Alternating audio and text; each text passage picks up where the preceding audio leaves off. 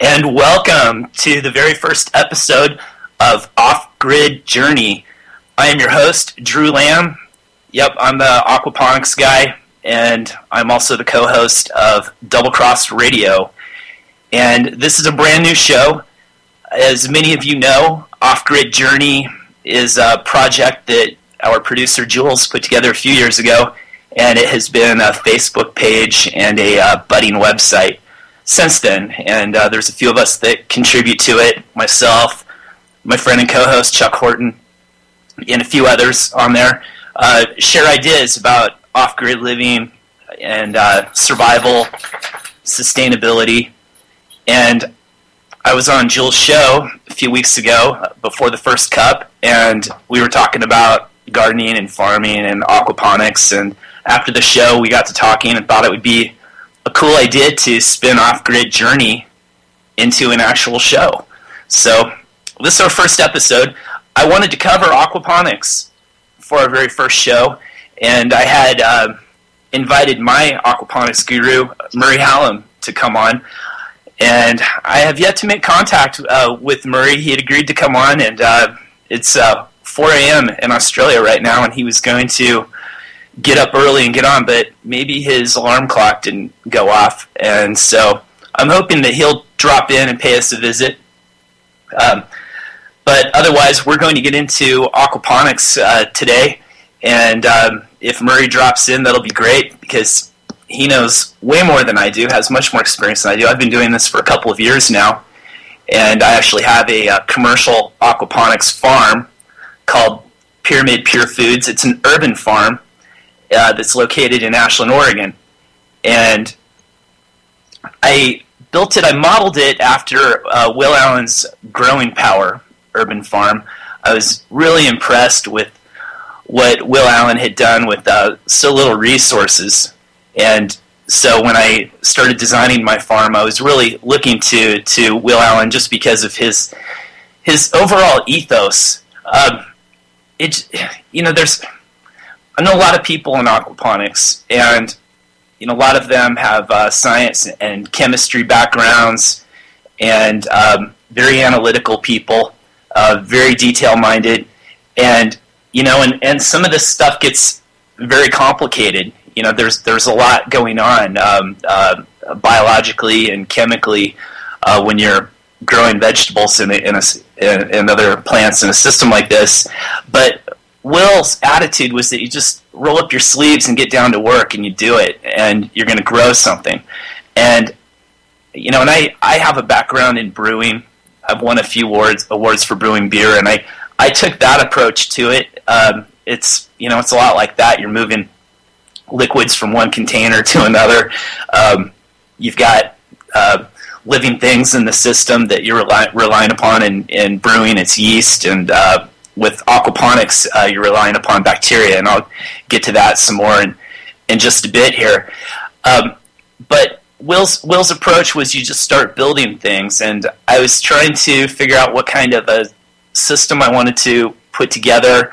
I was working with a friend of mine, and he'd constructed a polybarrel system that was modeled after the designs of a company up in Portland, Oregon called Portland Purple Water. And so he put that system together.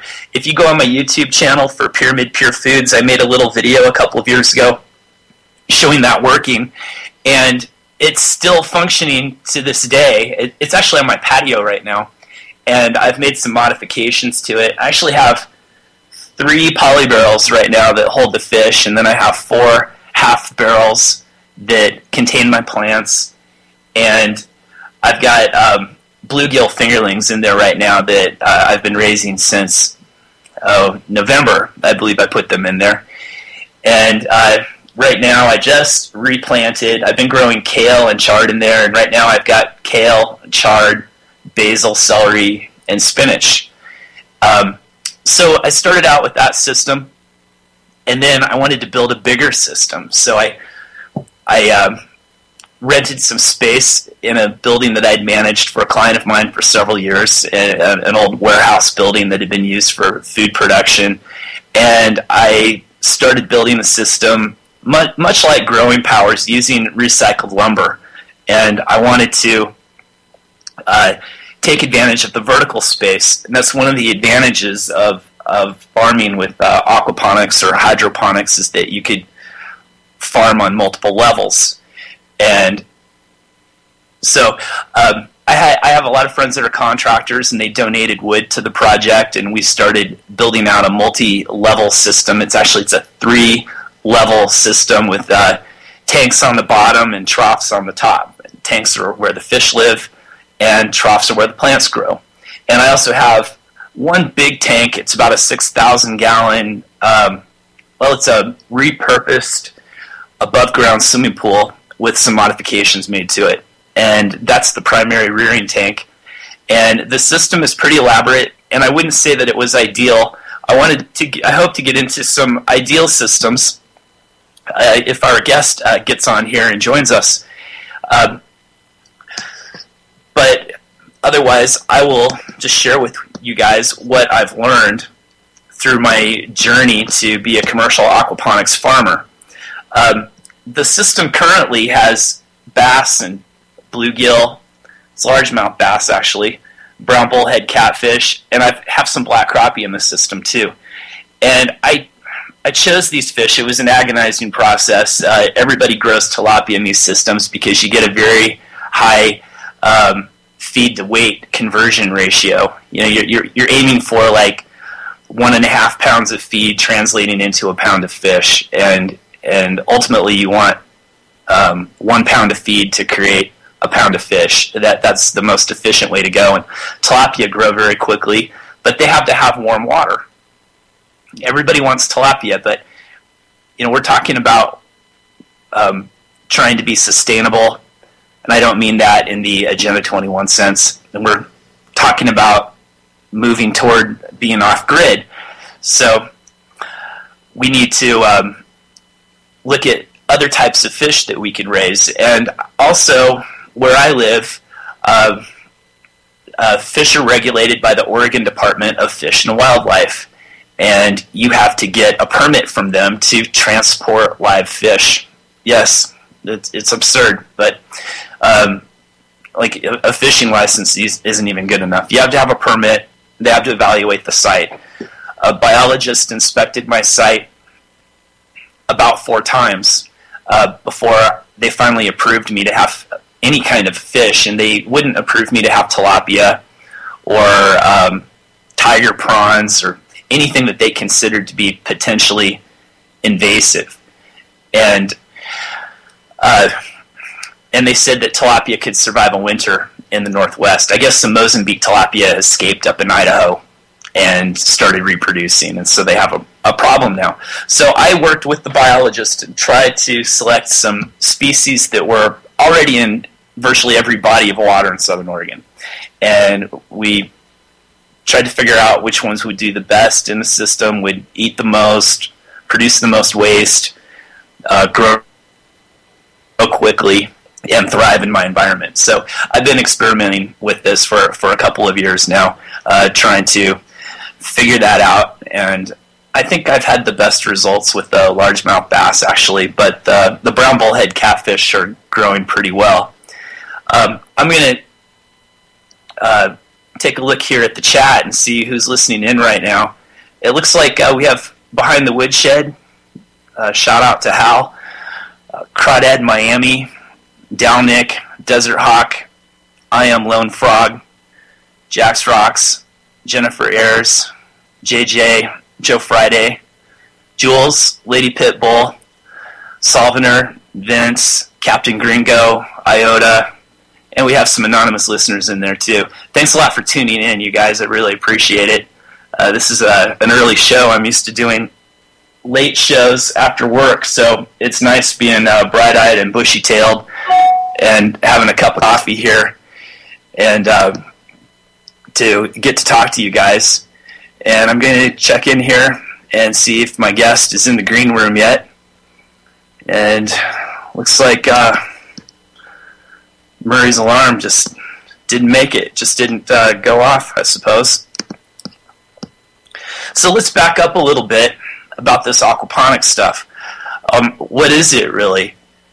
What is this all about? It's the combination of aquaculture and hydroponics.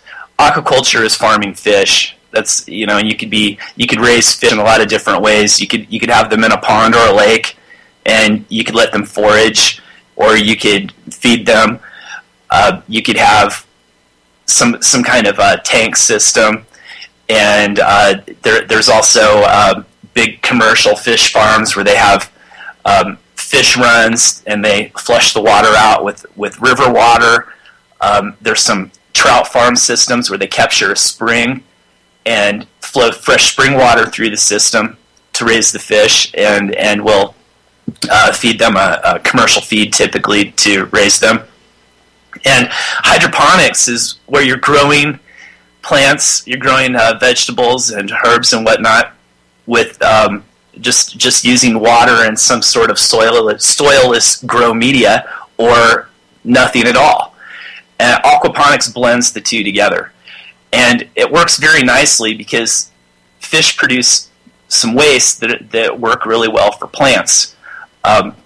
You've got the ammonia that they excrete, which is actually very toxic to the fish, and you have their solid waste, and which can cause some problems as well. And so the trick is to try to establish a system that takes that and converts it into a form that can be used for plants.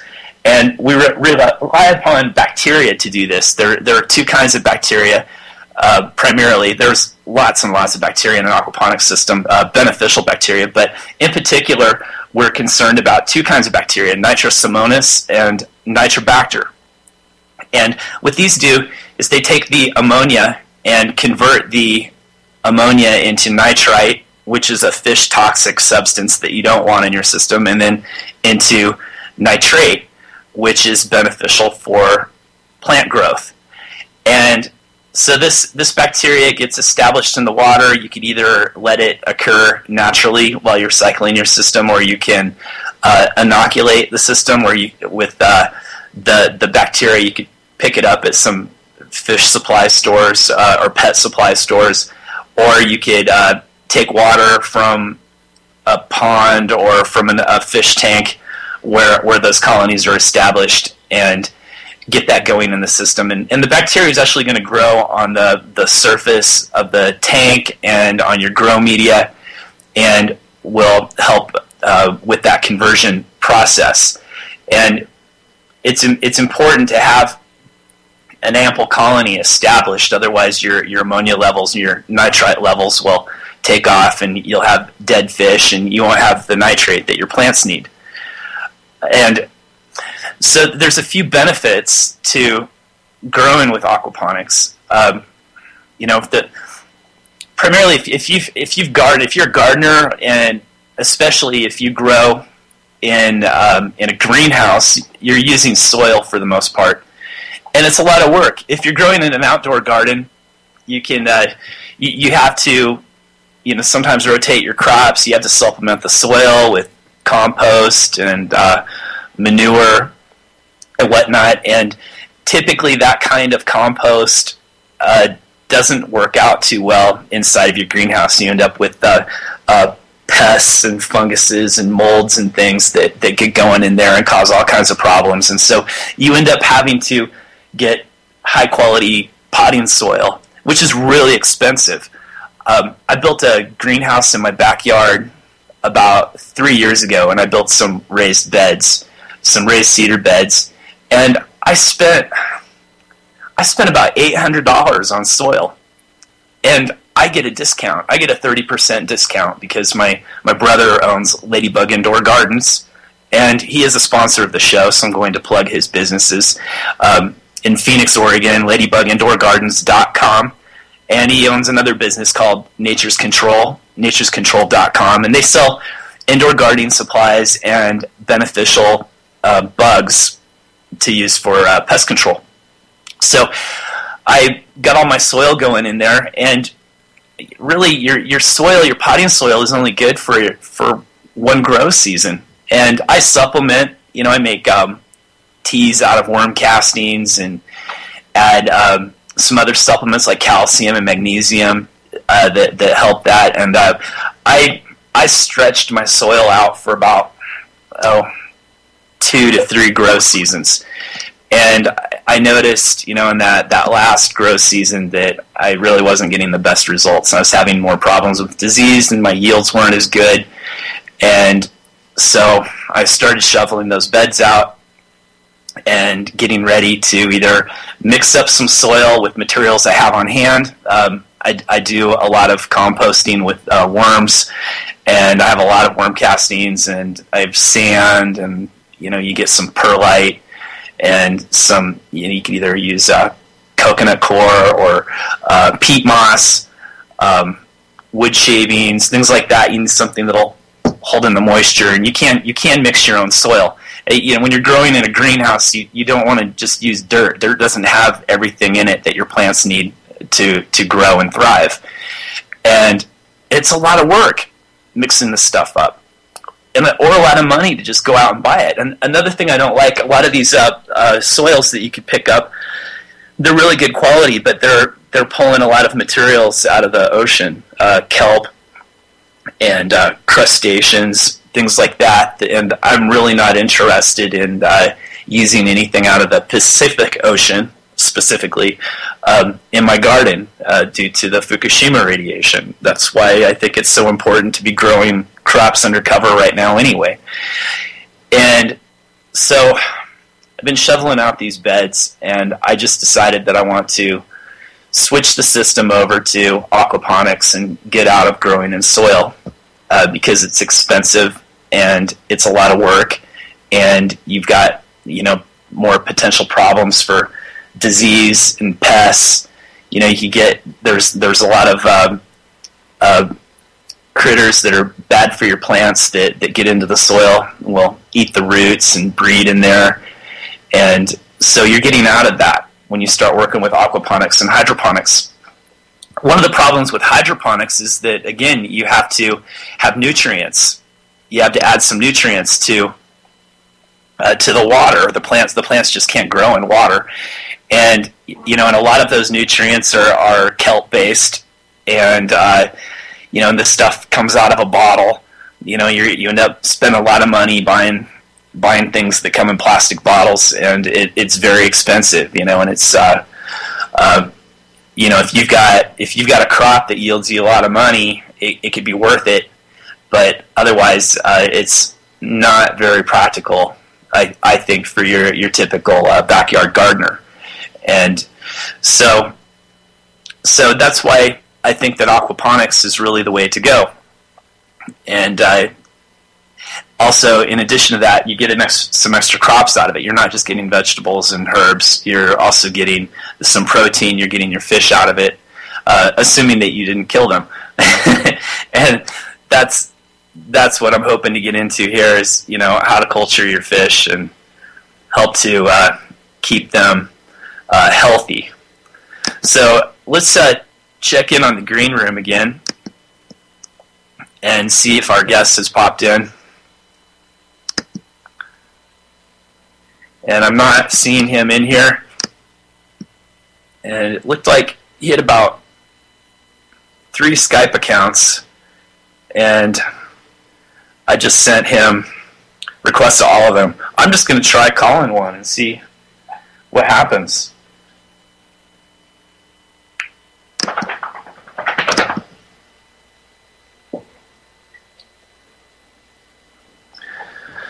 So, looks like we don't have him here. Also, I wanted to remind you guys that I have open phones today, so any of you are more than welcome to call in with questions or comments. If you want to talk about your experiences with this, have at it. Give me a call. I'll pretty much talk about any subject, but I'd like to stay within the realm of farming, gardening, and aquaponics in particular. Also, with aquaponics, one of the great things with aquaponics is that it is sustainable. It uses fewer resources. Your growing time, nutrients, land, and water are much lower compared to standard farming, gardening with soil culture. I'm looking at a few stats here, and it depends on how well your system is designed, but you're looking at 60 to 80% less water use, 300% less nutrients, and a lot less time. Your land use is about 15% of that of standard soil culture, and your growing time is reduced too, and your crop yields are increased. And of course, this is going to depend upon your climate and what you're growing and how well you maintain your system. I get a lot of questions from people, and they want to know, how much food could this produce for my family? And it's really, it's hard to say. It's going to depend upon. And we have a call here. Vincent, how are you doing? Great. Hey, Jim. How are you? Excellent. Thanks for joining me. Yeah, this is an awesome show. I've been so looking forward to this. This is great. Yeah, me too. Thanks. And thank you for promoting the show for us. Oh, it's my pleasure. So, hey, I wanted to talk some about how you have those black army. No, what are they? The black fly larvae? Oh, yes. And the black soldier flies. Yes. You produce those in compost.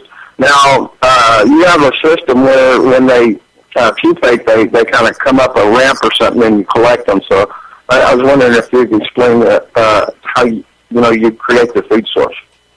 Yeah, well, that's one of the great challenges. As we start talking about the efficiency of aquaponics, and how it doesn't use a lot of resources compared to other methods of farming and gardening. It does require some inputs. One of those inputs, of course, is food. You have to feed your fish something. For the most part, people use commercial fish feeds. Purina produces several different feeds. They have a line called Aquamax, and that's designed for a variety of fish, from game fish to tilapia, and they have different sized pellets and whatnot for different sized fish.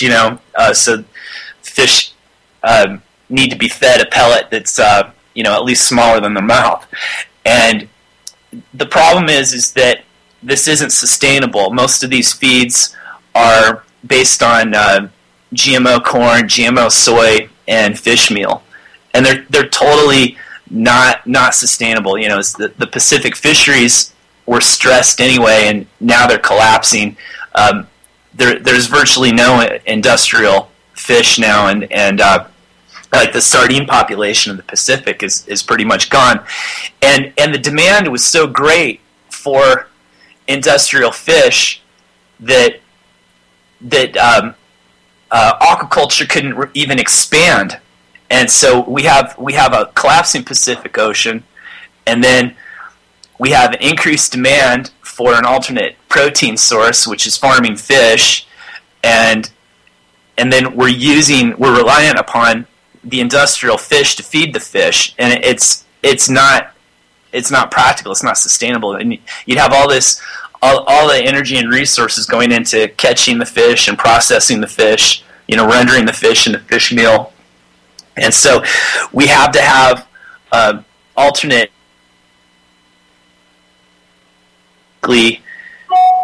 Trying to come up with something else that we could feed our fish, and I found that the black soldier fly is a pretty good alternative. You've got this fly that has larvae that eat compost. They feed on compost. They're voracious eaters, and they're basically big maggots. And the black soldier fly is native to virtually most every continent in the world. And in North America, it's native. They're in South America. They're in Australia. They're in Europe.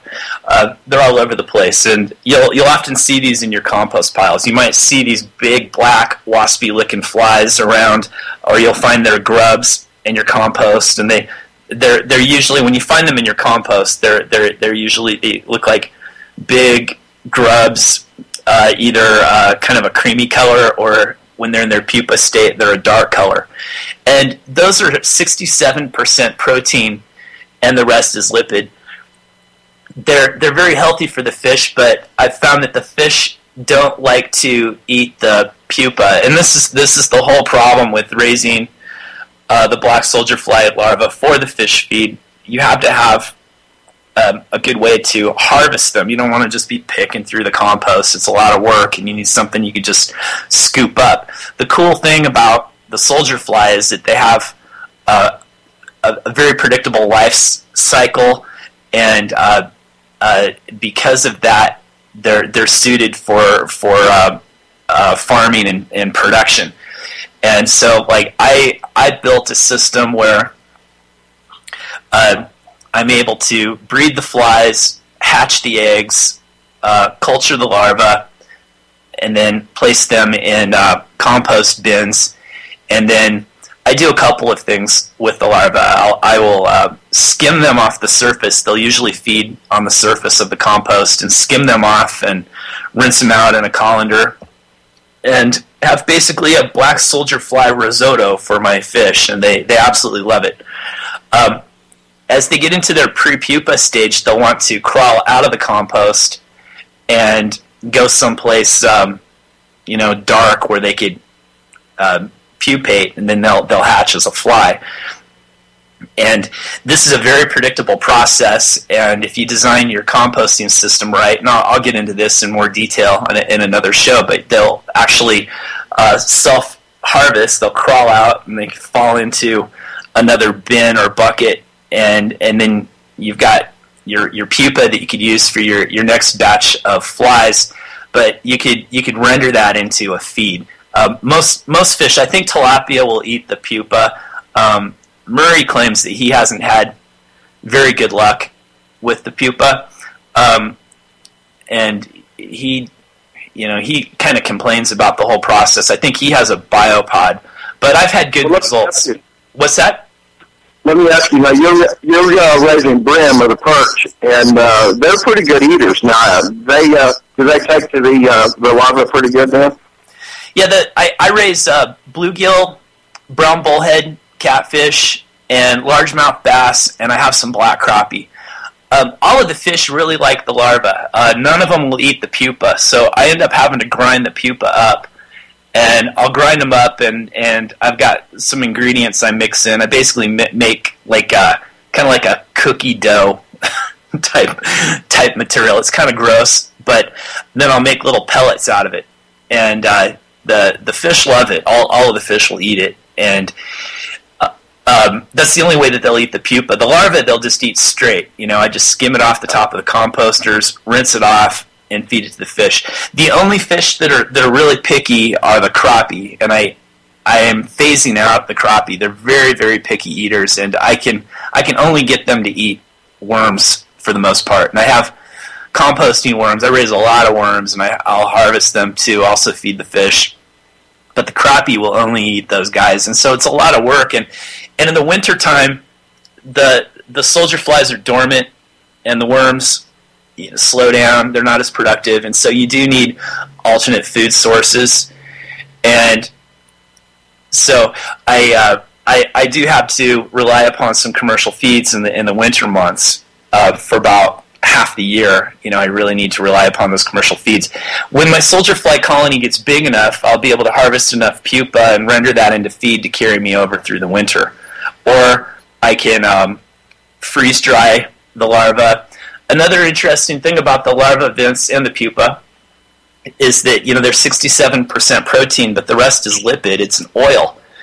And there's some YouTubes about this. There's some people that have taken the pupa and they freeze dry it, and then they press it and get the oil out. Then you have the oil. If you have enough pupa, you could produce oil that you could use for biofuel, and then you use the solid material for fish food. And so you get, and you're getting this from garbage. You're taking rubbish. Like, for example, a few blocks away from me is a company called Pickle Planet, and they make fermented foods like sauerkraut and kimchi. And they produce hundreds and hundreds of pounds of veggie scrap every week. And I go over there with my pickup, and I load it up. They put it in boxes for me, and I load it up, and that's what I use for composting. I have a really big composting operation. I'll make a video for you guys, and that's what I'm using to produce, a huge amount of my fish feeds, but I'm also getting some other beneficial things from this. I'm getting worm castings, which I could make teas with the castings and add those teas back to my aquaponics system. That gives me more nutrients. If you're doing any kind of container growing, you can mix it into your soil. I could sell the castings. And then you also get a liquid leachate that comes off the composting systems for both the worms and the flies. With the soldier flies, that leachate is really high in ammonia, and it'll kill your plants if you add it direct. But with aquaponics, that'll dilute it, and you can add it straight into the system, and your nitrifying bacteria in the system will convert that leachate into nitrate, which is beneficial for your plants. And there's other elements in there, and microbes that are good for your plants as well. And so I'd like to ask you a little bit about the balance right there, and as far as you're using the water from the fish and the nitrates build up in there. Now, how much balance you needed between plants and the fish, and then when you got into large numbers of fish, if you wanted to produce a lot and you'd have perhaps some ponds on the ground. And then, to filter all that, would it be like a filter at the end, say like growing some rice or something in a big operation, and then be able to harvest that rice and add it back into the insect food? Yeah, well, there are some ancient farming methods where they'd use fish and would pull the water from the fish ponds and use that for irrigation. This isn't a new thing at all. You could usually get, it depends on the size of the system. On a small home system, you'll usually want to, for your tank volume, you'll go 1-to-1. But the bigger the system, you can get up to 4-to-1. If you get up into a bigger commercial size systems, and so you could have 4 times the grow space, for your grow beds to your tank capacity. And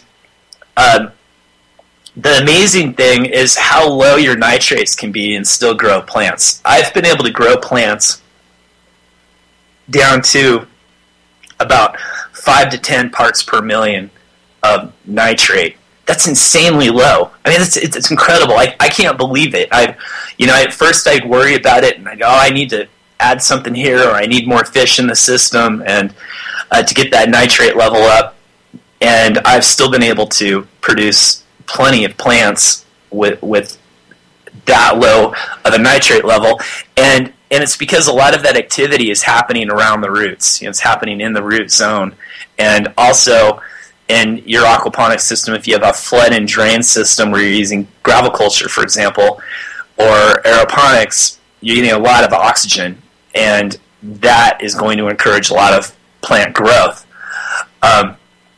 So you're going to get greater yields from that with fewer and fewer inputs. Now you can pull off your some of your water. Sometimes I'll pull off some of my water and go and use it to water other plants, or I'll fill up jugs and I'll water my house plants with it, and it works just fine. And as far as the nitrates building up, your nitrate levels can go up really, really high. They could get up to, say, 180 parts per million. It's not going to hurt your fish. The nitrate's not fish toxic. However, I have read some things, where it can affect the flavor of the fish. That, for example, some people don't like the flavor of catfish. They say it has a muddy flavor.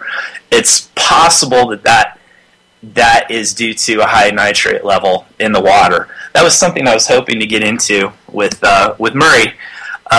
But my research has shown that the super high nitrate levels can affect the flavor of the fish, and so if your nitrate levels are getting way up there, in that 160 or 180 parts per million range, you could start pulling off some of that water and topping up with some fresh water and dilute it down a bit, or catch some fish and cook it up and see how it tastes.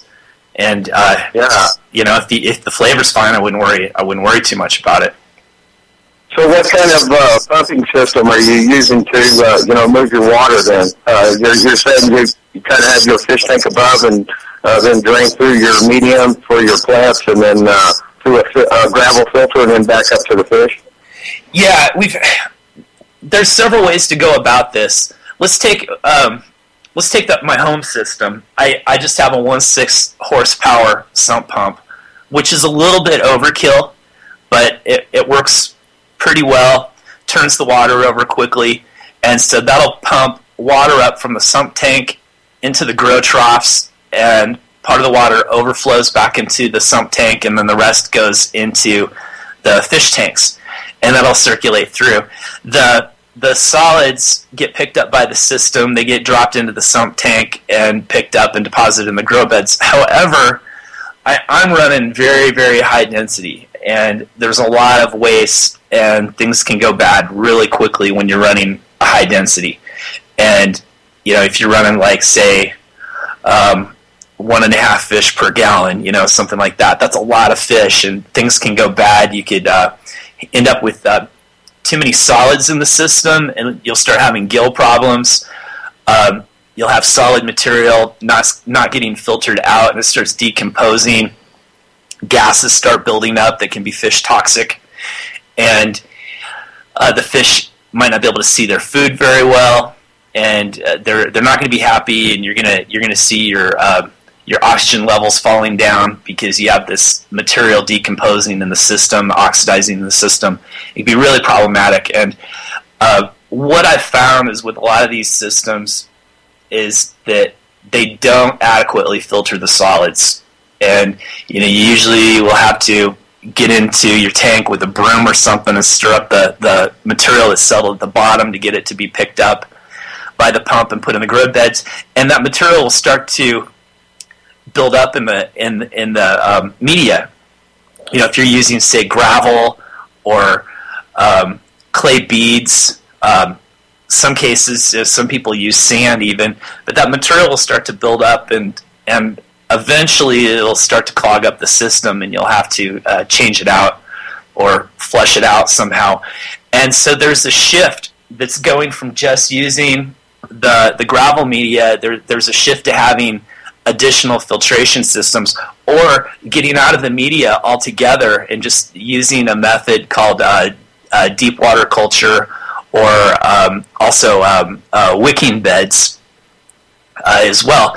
And I'm going more and more in this direction of getting out of the gravel culture and just doing the deep water culture. So in order to do that, you have to be able to process those solids outside of the system, and so you need to be able to settle and collect those solids, mineralize and degas them, and that's usually done by using a couple barrels that are outside of the system with a filter media in there. It could either be like plastic netting or brushes. There's some products out there on the market that are basically just made out of they look like hunks of black plastic pipe with holes in them, and that's used to settle out the solids and to nitrify the ammonia.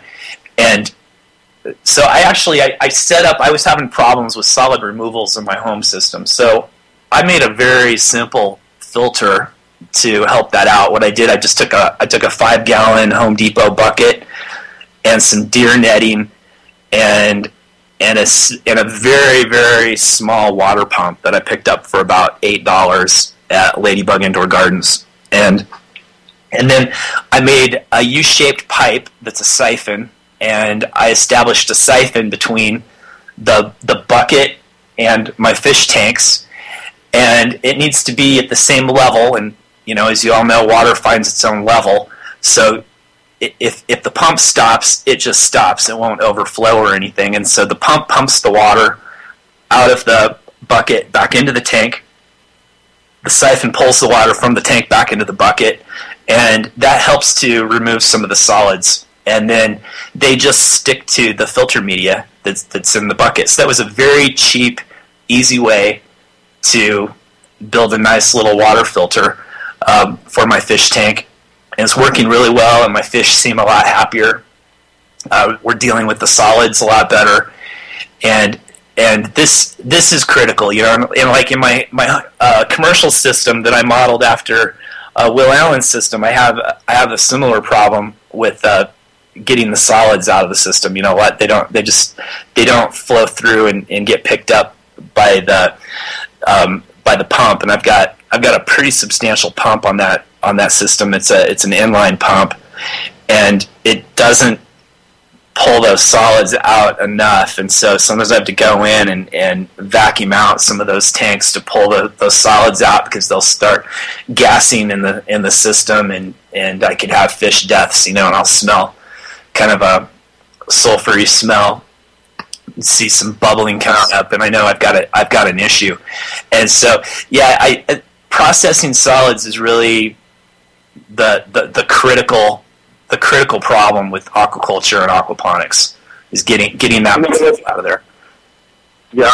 Well, I wonder if like a settling tank and then at the bottom of where you drain your fish water off, where you might have solids accumulating in there, if you have a bottom drain out on that, and let's say like a 55-gallon drum, so that would be like a 75 fish capacity then in that area. Yeah, I wouldn't take that chance. I would scale that down. You know, like I wouldn't go more than one fish per gallon, and that's pushing it. I mean, you really, as they get big, you might have to add another tank and scale that down. I work a lot. I don't have a lot of time, so I try to keep things very simple. My home system, I've got it so that I just grab another poly barrel, establish a siphon from the new poly barrel to the next one in the line, and then I've got my water return line on a hose, and I just move the hose over and strap it down to the poly barrel so it doesn't fall out, and so I can just add another barrel to my line just like that. It's pretty simple, but you could put a drain on the bottom so that you can pull off those solids as they settle, and you could even have your water return so that they're causing a little bit of a current to cause it to swirl, and those solid materials will start to settle out in the bottom, and then you could draw them off with a valve on the bottom. But you'd have to elevate your poly barrel. You'd have to set it up on something so that you could draw it out. And you could buy some that are canicular, you know, on the bottom for drawing off solids like that. It just depends upon how much money you want to spend and what's available to you. I have an abundant source of poly barrels, and I have a yard full of different kinds of containers, poly barrels and totes and fiberglass containers, and I use them myself, and I sell them to people who are setting up hydroponic and aquaponic systems or need water, fuel storage, whatever. And so I always have a lot of these. I recycle them from a company that makes organic hospital-grade alcohols. And so I have a lot to work with, but none of them are canicular. So you have to get creative when it comes to dealing with those solids, because they will build up. In comparison for raising your fish, the different fish that you do raise, from the bass and the bluegill and so forth, what is the time, the growth rate, and you said about 1.5 pounds per one pound of fish? That's really your ideal growth rate. It's going to depend upon how much heat you use. It is expensive to heat your water through the winter. Like someone like you, Vince, I mean, you're very creative. You could build like a rocket mass heater, you know, and have some kind of heat exchanger to warm your water or something like that. Otherwise, you're going to have to use some sort of an electric heater or gas heater. I use a combination of a gas heater, and in my home system I use electric, but at my farm I use a combination of gas and solar. I have solar water heating panels on the roof of my shop, and like this time of the year, that's all I use. If you can keep your water temperature up around the 70s, your fish are going to grow very quickly, and you'll be able to go from like fry to plate-sized fish in 6 to 9 months. I'd say 9 months is reasonable. With a lot of fish, like your bass, those guys eat a lot. Bluegill can take a little longer. I haven't figured out why, but just some fish are more aggressive than others, especially with the bluegill. There's a big variation in size I've found with my bluegill, and some are just aggressive, voracious eaters, and others are more shy. And there's a massive difference in the rate of growth. What I'll do is I'll start selectively breeding these guys, and we'll see if their offspring are the same. But I've had the best results with the bass and with the catfish. They have big mouths, so they're flexible eaters. They eat a lot, but if they don't have to have really warm water year round. Say if you're off grid, you're really going to have to think carefully about the use of your resources. So maybe it won't be practical for you to heat your water through the winter, or maybe you're only going to be able to keep your water around, say, 55 degrees, which would be warm enough to grow some greens. You can still grow some lettuce and maybe some spinach or something if you're in a greenhouse environment. Collards, absolutely, you'd be able to grow those in very cold temperatures, and your fish will still live, and they're going to grow a lot more slowly. So now, one thing that you could do is you could have like your pond or your tank in some sort of a greenhouse, or you could put a dome structure over the top of it, and that's going to extend your growing season without having to heat the water. You're going to get solar gain from that water, and that would help a lot. And that would be the preferred method, I think, for an off-grid situation. Another thing I've been experimenting with is solar power system. I built a model system last summer for a local farmer's market, and I built it out of a poly barrel and a 6 amp DC pump and my 45 watt Harbor Freight solar power system, and that it worked just fine. I mean, just even without the solar panels on there, the battery would have run that pump for like 14 hours without a charge. So I'm leaning in the direction of going completely off grid with my aquaponic systems. I want to have DC air pumps and use air lifts instead of water pumps. That way you're oxygenating the water and using the least amount of energy possible. And so that's what I'm getting into. I think this is the next phase for aquaponics and aquaculture, especially for off-grid applications. Going in that direction, I'm going to be doing more experiments with that, and I'll start out with my outside filtration systems, and I'll be running those instead of using water pumps. I'll be using air lifts instead, and that's really simple. What you're doing is you're bubbling air up through your return line, and that's making the water lighter, and that will cause the water to travel up through the line and return. And then so you have your airlift return on one side and your siphon on the other, and that's how you establish your circulation. And there are some DC air pumps out there, and I think this is the key, is we start moving more and more off grid, looking at applications like that, so that we can move that water. We're not dependent upon the grid. If you're highly stocked in your system, and say there's a lightning storm, your power goes out. I have some tanks that are so highly stocked that if the power went out for even an hour, I'm going to have some problems. I'm going to have some fish gasping for air, and you need to have some alternate ways to oxygenate that system. I would like to just design systems from the get-go to be off the grid, and we're probably going to see power prices explode, as the government starts super regulating and closing down coal power plants, and even in the Northwest where we're hydroelectric, we'll still see our rates go up.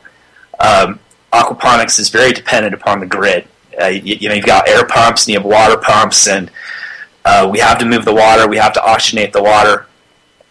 So we have to start looking at other ways to accomplish that. I think it's very feasible with the systems that I've been studying, and with my own experiments. I've proven that I can, on a small scale, build an off-grid system that works really well. And I'm working on a new system at home that'll be entirely off-grid, and I'm going to try to power that, including some supplemental LED lighting off of my 400-watt solar power system. It's 400 watts right now. But this is where I think a lot of efforts need to go in order for aquaponics to prove out to be a good off-grid food production system. We have to start looking at that. Otherwise, just growing outdoors has its advantages, because you just need water and some nutrients in there, and if the power goes out, you're not losing your crops.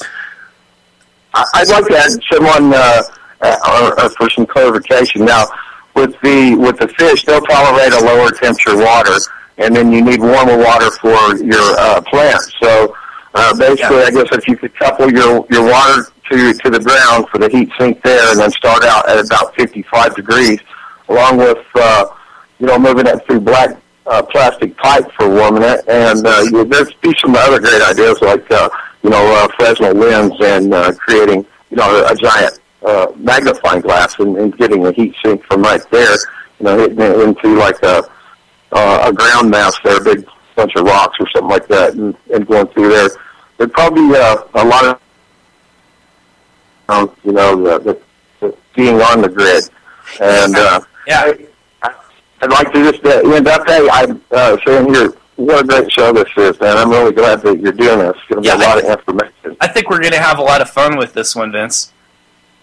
Absolutely. Hey, I'm out west for a year here, so I definitely still want to get up there and spend some time learning from you and helping you out, and hopefully maybe by fall or something. Hey, there's always a ton of work to be done. I have a lot of people that stop by. Ashland is a big tourist town, and people will contact me, and they'll be over for a visit, and they'll want to spend a few days working on the farm, and so I'll have volunteers come in and do some stuff. For the most part, it seems like after a few days working on the farm, they realize they're not cut out for farm work. It sounds glamorous. It sounds like a lot of fun, but it's really hard work when it gets down to it, and sometimes it's downright boring.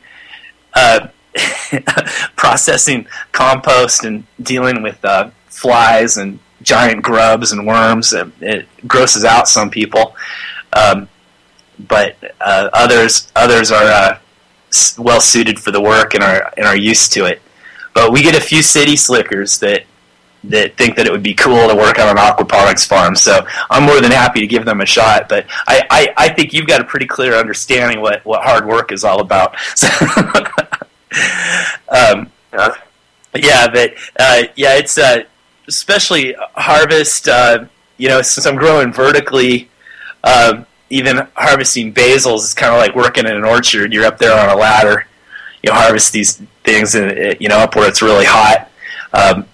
My busy days are Thursdays and Fridays, where I'm filling orders for local restaurants. We have a lot of really nice local restaurants, and they're my primary customers.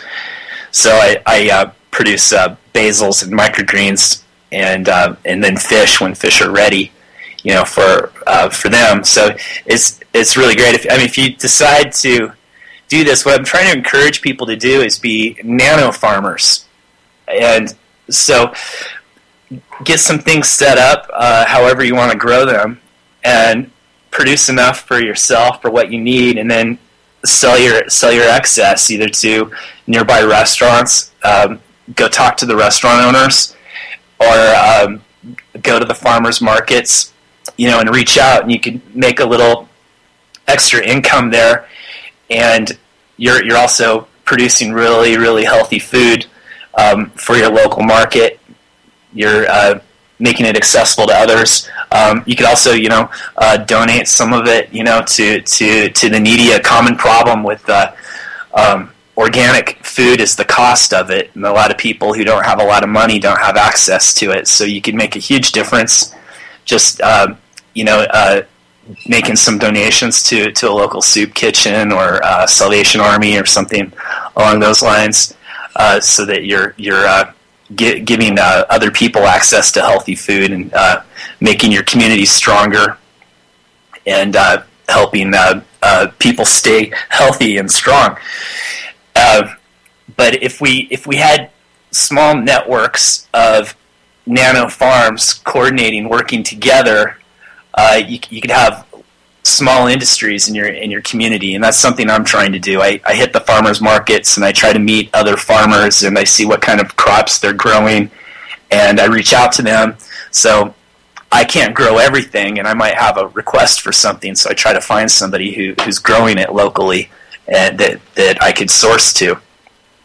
And this is a way where we're creating a really good network of farmers and helping our own economy, keeping the food local, keeping it healthy and organic, and ultimately lowering the costs too. As there's more of this food available, the costs will go down to the consumer.